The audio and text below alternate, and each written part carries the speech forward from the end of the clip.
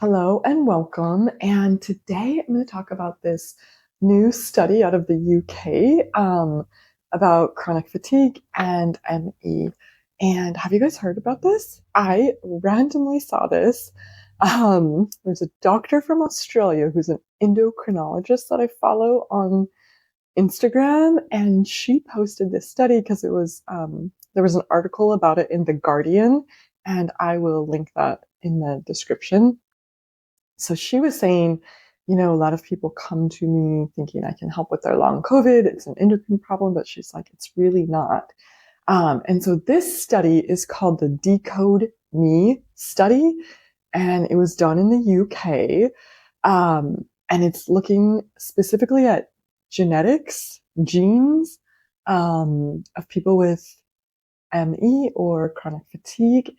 And so it was led by Professor Chris Ponting of the University of Edinburgh, and they collected data from September 22 to January 24. And I have to look at my notes a lot today because I took a lot of notes. I actually I read the article in The Guardian, and then I went to the website, which I'll link the website to their study. They have like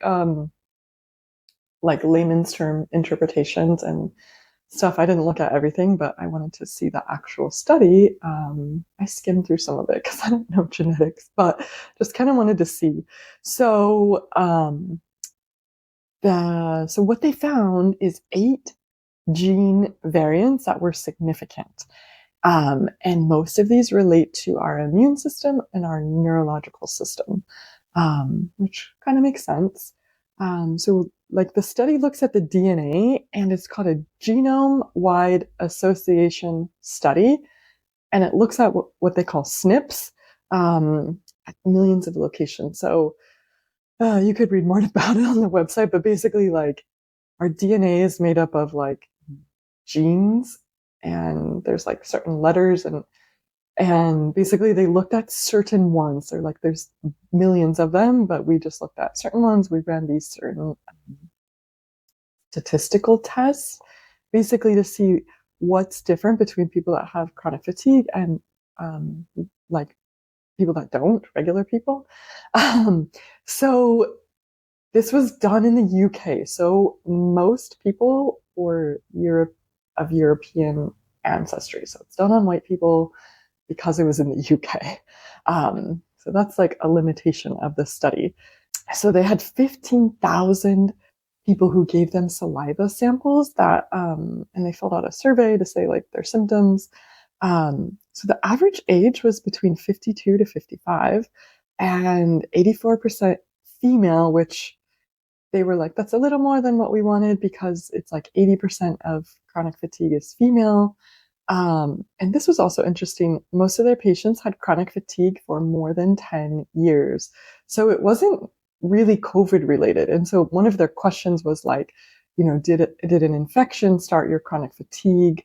And was it COVID? Was it mono? Or was it something else? Or I don't know, or none of the above. And they found some differences in that I'll talk about a little bit based on my understanding. But yeah, so 15,000 people that were UK residents that had chronic fatigue of European ancestry versus they used the UK and Netherlands biobank, which is like a bank of information of like medical information about people. And they used 260,000 people that they compared the chronic fatigue people to the like whole healthy controls. So it's a big study, and that's like one of the things they said is like some of these smaller studies that only had like 1,000 people or 2,000 people wasn't enough to show a difference. And they found some differences because they had 15,000 participants. So sometimes we need a huge amount of people to see these differences, and chronic fatigue affects a lot of people worldwide, but still like a small percentage of the population. So let me explain as much as I can about what they found. So basically 8 genetic differences, variants. And so a couple of the significant ones were people that had chronic fatigue had less of a protein that fights off viruses and bacteria. Makes sense for a lot of people, right? They also had less of a variant that decreases the inflammatory response in the brain. Also makes sense with a lot of brain fog and stuff like that. And then there was also an increase of a genetic marker for chronic pain, which a lot of that is sort of like a subcategory of chronic fatigue is people that also have chronic pain or like long COVID and chronic pain. It's not everyone, but it's like a subcategory. And interestingly, they found a link to chronic pain, but not to anxiety and depression. And this is something that they wrote in their discussion was that chronic fatigue is often misdiagnosed as depression. I'm like, what the WTF? But I guess, right, if doctors don't recognize chronic fatigue, like, oh, you're just depressed, you can't get out of bed. But to me, it's wild because it's like the symptoms are significantly different, right? Like in the study they talked about with chronic fatigue, the main symptom is post-exertional malaise, which is very different than just depression. So there was no genetic link to anxiety and depression, but to chronic pain. So pretty interesting. So those were just like three of the genetic variants that stood out. And they didn't find any genetic differences between female and male. But they were like, this is the next thing we're interested in because why is like 80% of chronic fatigue people female? But we didn't find any sex differences. And I have to like remember, but they ran all the 15,000 chronic fatigue people, the study on all of them. And then they ran the same genetics or the same statistics probably on just the female. And they found, I think, like 5 significant things or something. But this is interesting. When they ran it just on the male, there was no statistically significant gene variance. So I'm not really sure what that means. And I don't think they really know what that means yet either. So yeah, but they also say like this is the foundational research. You know, hopefully this will lead to more research, to maybe drug development and things like that. And then the other thing that was really interesting is there was one genetic marker that was significant for only the people with long COVID, but it didn't actually show up in the people who had chronic fatigue that was not from COVID. So there's some differences in these subgroups, you know, like male versus female and long COVID versus like other things. And then there were some differences too between people who knew it came from an infection or thought it came from an infection versus people who did not have the onset of their chronic fatigue from an infection. So some pretty interesting stuff. So, you know, I think this is exciting that someone ran this like large scale study and that they found some genetic differences.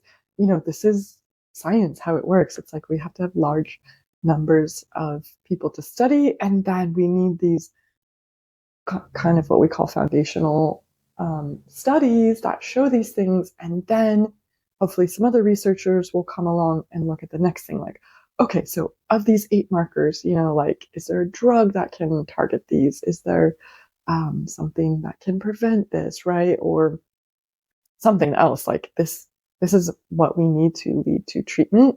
I want to say a lot about science in America right now, but I will just not say that. But it's really frustrating that science in America is getting gutted. Like research is gutted under this administration, and this is not good because we need research. We can't treat chronic disease that our current health secretary campaigned on if we don't research it, right? You can't just like pull treatments out of thin air. You need research. So anyway, I'll just leave it at that. As a healthcare worker, one of the science backgrounds. Very frustrating, our current state of affairs. But anyway, this is exciting that UK like funded this. This is from the University of Edinburgh, if I didn't say that. And yeah, they found some promising things that will hopefully lead to the next researchers.